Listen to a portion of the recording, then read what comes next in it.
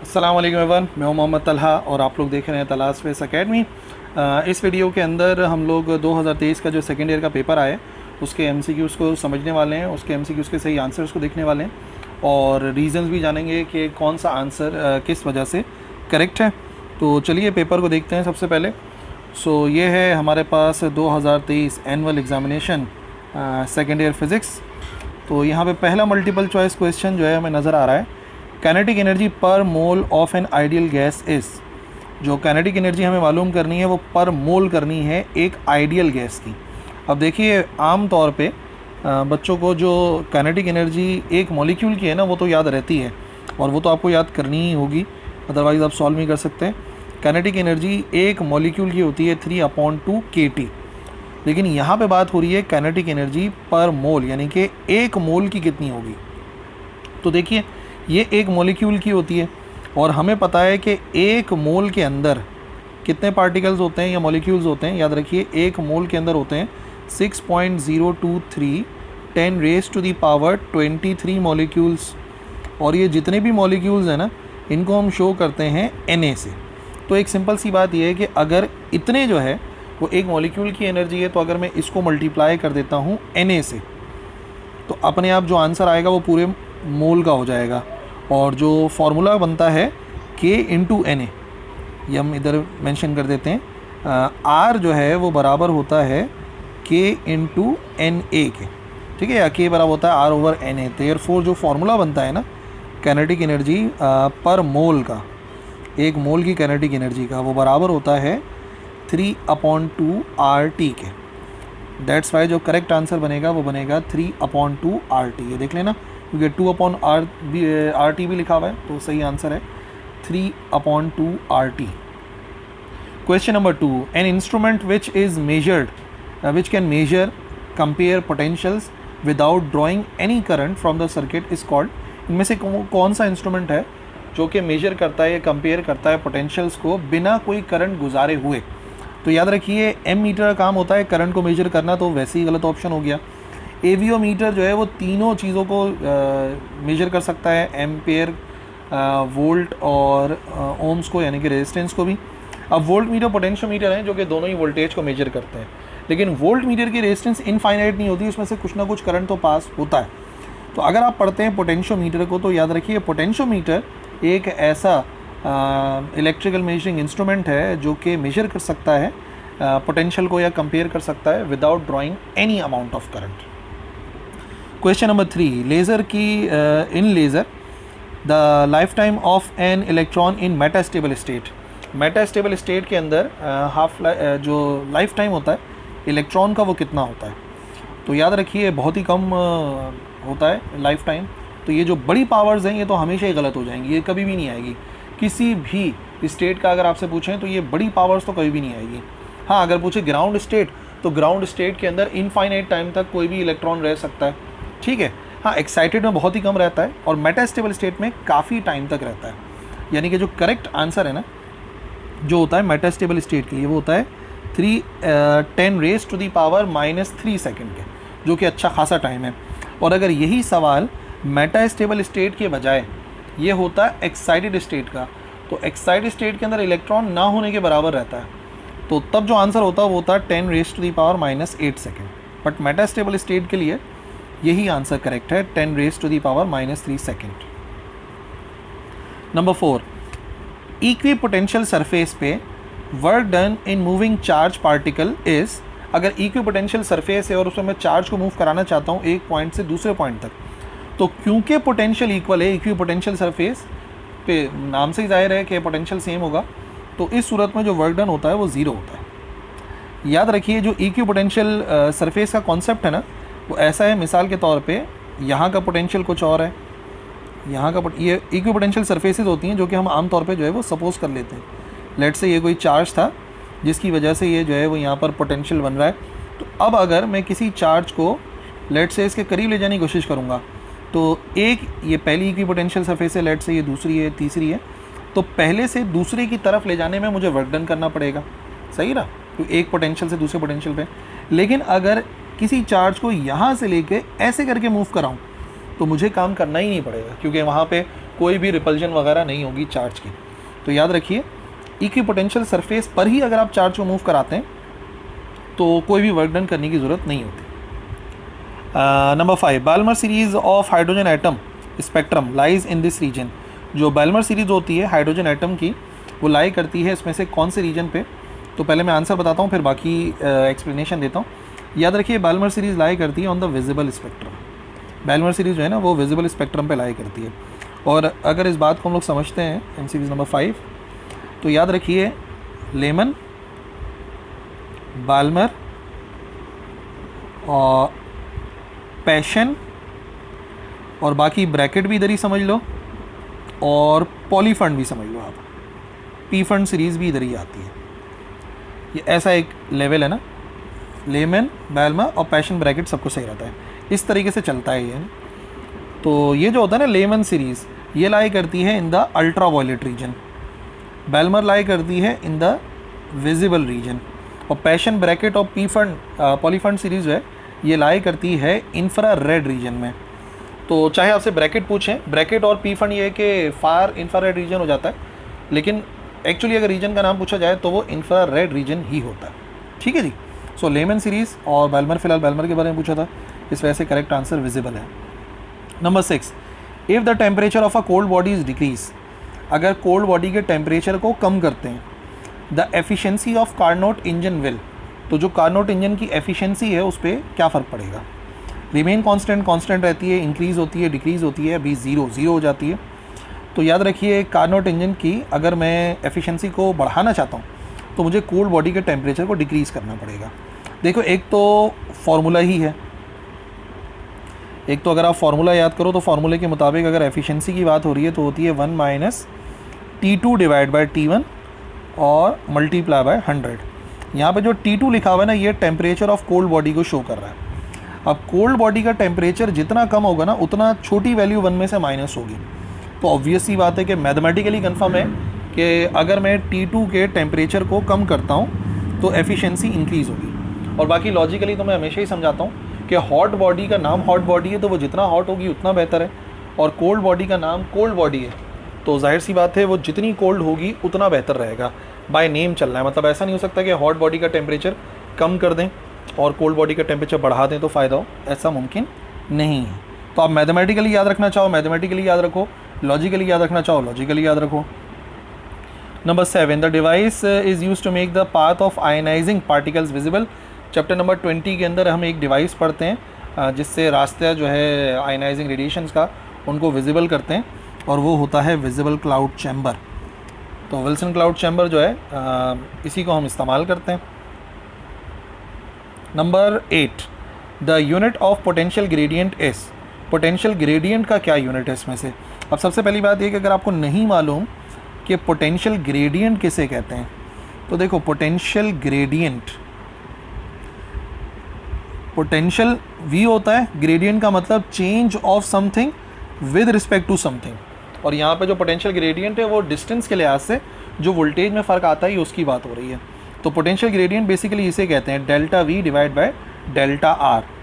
ये एक्चुअली क्या कहलाता है? ये कहलाता है पोटेंशियल ग्रेडियंट। और जो मैथ वाले बच्चे हैं वो इसको डेरिवेटिव भी कह सकते हैं, V का derivative with respect to R। ठीक है, लेकिन बहरहाल जो भी हो इसका फार्मूला जो है हम जब ड्राइव करते हैं तो वो E के बराबर आता है इलेक्ट्रिक इंटेंसिटी। अब इलेक्ट्रिक इंटेंसिटी का एक तो यूनिट हम निकाल सकते हैं फोर्स पर यूनिट चार्ज से, और एक यहाँ से भी निकल सकता है। तो अगर इससे यूनिट निकालना चाहेंगे तो यूनिट बनेगा, वोल्टेज का यूनिट होता डेल्टा V का यूनिट होगा volt divide by R distance होता है, इसका यूनिट होता है मीटर। तो ऑप्शन में शायद वोल्ट पर मीटर हो, और अगर यहाँ से निकालना चाहें तो फोर्स का यूनिट होता है न्यूटन डिवाइड बाय चार्ज का यूनिट होता है कूलम। तो या तो ऑप्शन में आपको वोल्ट पर मीटर मिल जाएगा या न्यूटन पर कूलम मिल जाएगा। देख लेते हैं क्या करेक्ट है। वोल्ट पर मीटर लिखा हुआ है यहाँ पे, ठीक है, और कूलम नहीं, ये भी गलत हो गया, ये भी गलत हो गया, ये भी गलत हो गया। सही जो है वो पोटेंशियल ग्रेडियंट का यूनिट होता है वोल्ट पर मीटर। नंबर 9, अगर 1 एम्पियर करंट गुजरता है 2 मीटर लंबे वायर में और जो चार्ज फ्लो करता है वो 2 घंटे फ्लो करता है, 2 आवर्स फ्लो करता है। चार्ज ही पता करना है ना, हमें चार्ज पता करना है। करंट इतना है 2 मीटर लंबा है और बात यह है कि 2 घंटे तक अगर गुजरता है तो चार्ज कितना गुजरेगा। तो लेंथ से कंफ्यूज होने की ज़रूरत ही नहीं है आपको, आपने सिंपल सा फार्मूला इस्तेमाल करना है। देखो करंट की डेफिनेशन के मुताबिक करंट होता है charge passing through a conductor per unit time. तो हमें तो चार्ज मालूम करना है, लेंथ की ज़रूरत ही नहीं है यहाँ पर क्लियरली। तो सिर्फ हमें क्या करना है, हमें चार्ज को मल्टीप्लाई कराना है टाइम से। तो चार्ज कितना करंट को मल्टीप्लाई कराना है टाइम से। तो करंट है 1 एम्पियर, ये आ गया 1 एम्पियर, और टाइम कितना है, टाइम है 2 आवर्स। ठीक है ना, अब 2 मत लिख देना यहाँ पे। बात ये कि 2 आवर्स की हो रही है और हमें इसको सेकंड में कन्वर्ट करना है। 1 घंटे में होते हैं 3600 सेकंड, 3600 सेकंड होते हैं। तो हमें जस्ट इसको जो है मल्टीप्लाई करना है 2 से। सो 2 इंटू 3600 ये हो गया 7200। तो 1 इंटू 7200 करेंगे तो वही आंसर आ जाएगा 7200 कूलम। तो 2 घंटे के अंदर अगर 1 एम्पियर गुजर रहा है तो चार्ज जो है वो इतने ही होंगे 7200 coulomb. Okay, question number 10। To obtain P type semiconductor silicon must be doped with the atom whose valency is. Chapter number 16 में हम पढ़ते हैं डोनर डोपिंग और एक्सेप्टर डोपिंग। तो बात यहाँ पर हो रही है पी टाइप सेमीकंडक्टर कब बनेगा।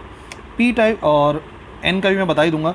याद रखिए पी टाइप सेमीकंडक्टर तब बनता है जब हम डोपिंग करते हैं किसी ट्राईवैलेंट एलिमेंट की। ट्राईवैलेंट का मतलब जिसकी जो वैलेंसी होती है वो 3 के बराबर होती है। और एन टाइप सेमीकंडक्टर तब बनता है जब हम उस पर कोई पेंटावैलेंट एलिमेंट की डोपिंग करते हैं। पेंटावैलेंट का मतलब उसकी वैलेंसी जो है वो 5 के बराबर होगी। ठीक है, इस वजह से यहाँ पर पी टाइप के बारे में पूछा गया है, तो करेक्ट आंसर होगा ट्राईवैलेंट यानी कि 3। Reverse process of photo electric effect is, इसमें से कौन सा प्रोसेस फोटो इलेक्ट्रिक इफेक्ट का रिवर्स है। अब थोड़ा सा मैं बता दूं फोटो इलेक्ट्रिक इफेक्ट क्या था। फोटो इलेक्ट्रिक इफेक्ट यानी कि फोटॉन्स की वजह से इलेक्ट्रॉन्स का प्रोड्यूस होना। जब भी एक सूटेबल फ्रीक्वेंसी वाली लाइट यानी कि फोटॉन्स किसी सरफेस पे पड़ते हैं, मेटल सरफेस पे, तो इलेक्ट्रॉन्स इमिट होते हैं। सही है, किसकी वजह से, फोटॉन्स की वजह से इलेक्ट्रॉन्स का इमिट होना फोटो इलेक्ट्रिक इफेक्ट कहलाता है। अब इसका उल्टा क्या होगा, पेयर प्रोडक्शन, पेयर का प्रोड्यूस होना नहीं है, ये तो गलत हो गई बात। कॉम्पटन इफेक्ट, कॉम्पटन इफेक्ट के अंदर क्या होता है, कॉम्पटन इफेक्ट के अंदर एक फोटोन जो है वो स्टेशनरी इलेक्ट्रॉन से टकराता है, ये भी ऐसा कुछ नहीं है। एनाहिलेशन ऑफ मैटर, मैटर की तबाही होती है, नहीं ऐसा भी नहीं होता। एक्सरे प्रोडक्शन, एक्सरे कब प्रोड्यूस होती है, जब फास्ट मूविंग इलेक्ट्रॉन्स किसी मेटल सरफेस से टकराते हैं तो एक्सरे फोटॉन्स इमिट होते हैं। अब बात समझ में आ रही है, फोटो इलेक्ट्रिक इफेक्ट के अंदर फोटॉन्स हिट कर रहे थे, इलेक्ट्रॉन्स इमिट हो रहे थे, और एक्सरे प्रोडक्शन तब होती है जब इलेक्ट्रॉन्स किसी मेटल सरफेस पे हिट करते हैं तो एक्सरे फोटॉन्स इमिट होते हैं। तो इसकी वजह से जो करेक्ट आंसर है वो एक्सरे प्रोडक्शन है। Number 12, Compton effect proves that. Compton effect क्या प्रूव करता है, फोटोन थ्योरी ऑफ लाइट, जो लाइट की फोटोन वाली थ्योरी है। Dual nature of light, dual nature के बारे में पता लग जाता है। Wave nature of light, uncertain nature of light नहीं। कॉम्पटन इफेक्ट की ख़ास बात यह है कि कॉम्पटन इफेक्ट हमें बताता है कि जो फोटोन है या जो लाइट है वो बिहेव करती है कैसे, वो मैटर की तरह से बिहेव कर सकती है। तो मेन कॉम्पटन इफेक्ट यही है ना कि एक फोटोन जो है वो जाके टकराता है किसी स्टेशनरी इलेक्ट्रॉन के साथ। ठीक है, तो वेव नेचर तो नहीं है, वेव नेचर के तो बिल्कुल ही खिलाफ है। अनसर्टेन नेचर ऑफ लाइट भी हाइजेनबर्ग्स अनसर्टेनिटी प्रिंसिपल बताता है। दैट्स वाई करेक्ट आंसर हो जाएगा photon theory of light. Compton effect जो है वो कंफर्म कर देता है कि लाइट कंसिस्ट करती है पार्टिकल नेचर पे, जिनको हम फोटॉन्स कहते हैं। Number 13, the energy radiated from black body is directly proportional to the 4th power of its absolute temperature. एक लॉ है ब्लैक बॉडी रेडिएशन लॉ, जिसके मुताबिक जो है जो एनर्जी इमिट होती है ब्लैक बॉडी से वो डायरेक्टली डिपेंड करती है टेम्परेचर, एब्सोल्यूट टेम्परेचर की पावर 4 पर, और फिर यहाँ से ई बराबर आ जाता है सिग्मा टी की पावर 4। बेसिकली ये लॉ क्या कहलाता है, ये लॉ कहलाता है स्टीफन बोल्ट्जमैन लॉ। असल में इसका नाम स्टीफन बोल्ट्जमैन लॉ है। तो ज़्यादातर जो है वो इसको स्टीफन्स लॉ कहते हैं, लेकिन मुकम्मल नेम जो है वो इसका स्टीफन्स बोल्ट्जमैन लॉ है। 14, a charge of 0.1 coulomb is accelerated through a potential difference of 1000 volt. तो काइनेटिक एनर्जी कितनी होगी, बेसिकली काइनेटिक एनर्जी मालूम करनी है और चार्ज और पोटेंशियल डिफरेंस गिवन है यहाँ पे।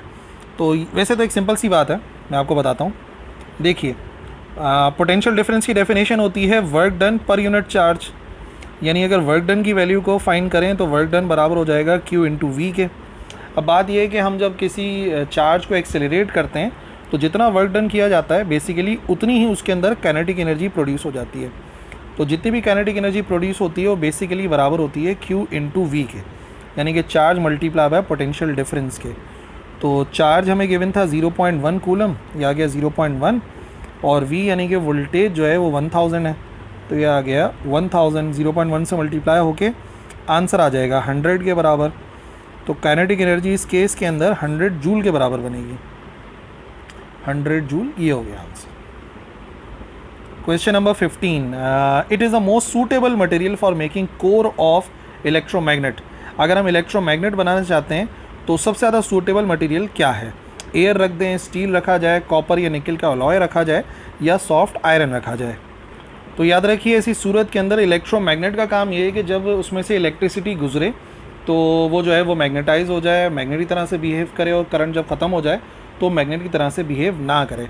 ऐसा जो मटेरियल है वो सॉफ्ट आयरन करता है। सॉफ्ट आयरन की खास बात यही है, मतलब उस आयरन को सॉफ्ट आयरन कहते ही इस वजह से हैं कि वो in presence of magnetic field के सामने जब आता है तो मैग्नेटिक तरह से बिहेव करता है, और जैसे ही मैग्नेटिक फील्ड ख़त्म हो जाती है तो उसकी मैग्नेटिक प्रॉपर्टी ख़त्म हो जाती है।